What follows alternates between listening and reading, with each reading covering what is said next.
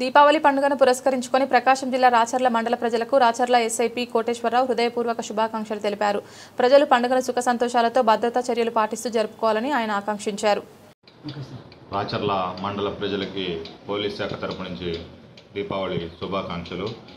ఈ దీపావళి సంబంధించి మన మండలంలో ఎవరైనా అక్రమంగా దీపావళి టపాసుల్ని ఎవరైనా స్టాక్ చేసినా కానీ అక్రమంగా ఎవరైనా అమ్మినా కానీ వారి మీద పోలీస్ శాఖ తరపు నుంచి కఠిన చర్యలు అనేది తీసుకోవడం అనేది జరుగుతుంది.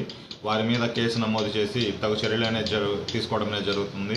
మరియు మండల ప్రజలనేది అందరూ ఈ దీపావళిని సుఖ సంతోషాలతో జరుపుకోవాలని పోలీస్ శాఖ కోరుకుంటుంది.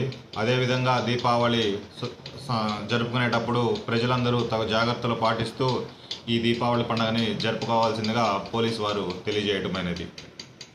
లో ఎవరైనా ఎటువంటి లైసెన్సులు లేకుండా అక్రమంగా దీపావళి సామాగ్రి అమ్మినా కానీ వారి మీద పోలీస్ శాఖ కఠినమైన చర్యలు తీసుకుంటుందని తెలియజేయటమైనది.